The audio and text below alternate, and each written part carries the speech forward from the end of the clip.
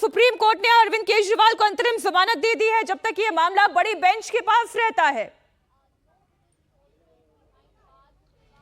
देखिए, बिल्कुल बड़ी राहत मिली है दिल्ली के मुख्यमंत्री अरविंद केजरीवाल को, जो कि दिल्ली की तिहाड़ जेल में बंद हैं। उन्हें अंतरिम राहत दी है और सुप्रीम कोर्ट ने पूरा मामला जो है बड़ी बेंच को रेफर कर दिया। यानी अब सीजीआई की बेंच जो है इस पूरे मामले पर आगे जो है इस पूरे मामले को देखेगी। लेकिन फिलहाल जब तक बड़ी बेंच के समक्ष पूरा मामला रहेगा, जब तक अरविंद केजरीवाल को सुप्रीम कोर्ट ने जमानत दी है, तो ये अब तक की बड़ी खबर है आम आदमी पार्टी और अरविंद केजरीवाल के लिए।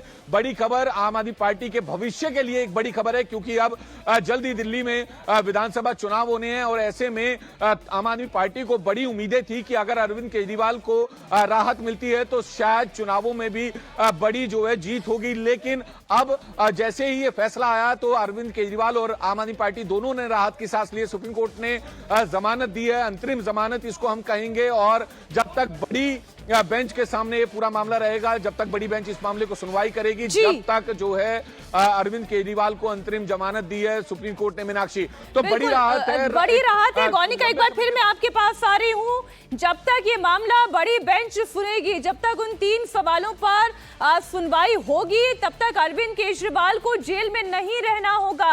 उन्हें ये इंटरिम बेल दी गई है। गौनिका, इससे थोड़ा एक्सप्लेन करें।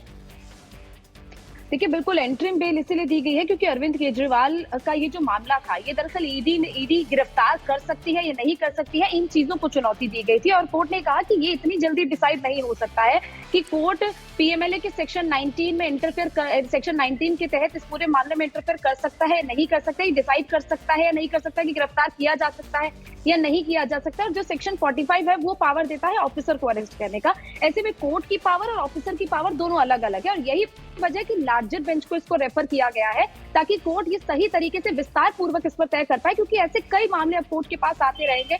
ईडी के मामलों में जिस तरीके से कार्रवाई हो रही है, ऐसे में आगे ये मामले आए, इसीलिए कोर्ट चाहता है कि लार्जर बेंच इस पूरे मामले को सुने। लेकिन अरविंद केजरीवाल के मामले में क्योंकि ये मामला लंबा और खिंच सकता था, लार्जर बेंच को रेफर किया। और लार्जर बेंच पहले तो कॉन्स्टिट्यूट होने में वक्त लगता है कि कितने जजेस की बेंच होगी, 3 जजेस की बेंच सुनेगी, 5 जजेस की बेंच सुनेगी, 7 या 9। इसके अलावा उसके बाद डिसाइड होगा कि बेंच सुनवाई कैसे करेगी। कभी कभी एक जी गौनिका, आप रहे हमारे साथ। लेकिन अभी देखिए, चिंता इस बात की भी है कुमार कि सीबीआई मामले में अभी राउस एवेन्यू कोर्ट में भी फैसला आना है। तो एक राहत मिली है सुप्रीम कोर्ट से, लेकिन अभी सीबीआई वाला मामला अटका हुआ है।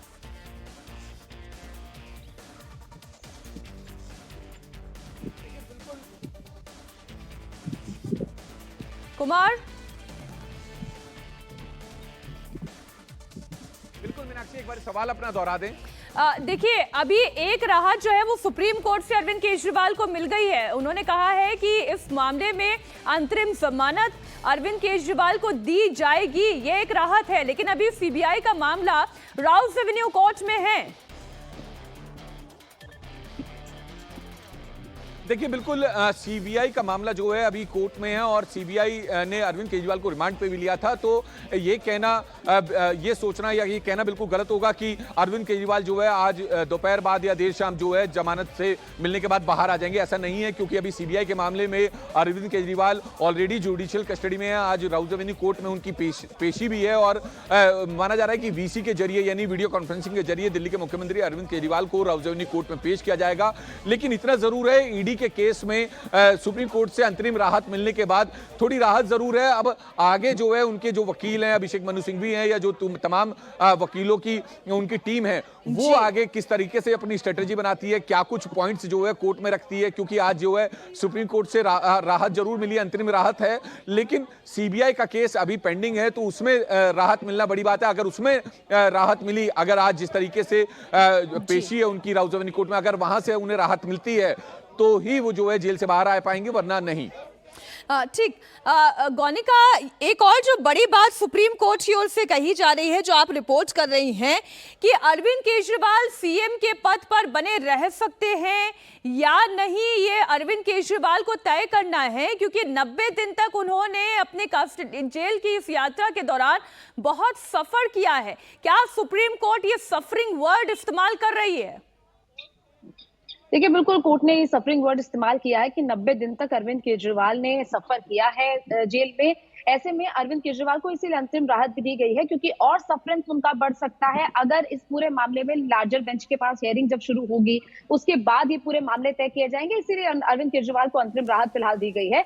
लेकिन अरविंद केजरीवाल अपने पद पर बने रहे या नहीं बने रहे, क्योंकि बार बार ये सवाल उठ रहे थे कि नैतिकता के आधार पर अरविंद केजरीवाल को इस्तीफा दे देना चाहिए, लेकिन कोर्ट ने ये कहा इस पर कोर्ट फैसला नहीं लेगी, क्योंकि ये क्वेश्चन भी सुनवाई के दौरान उठा था।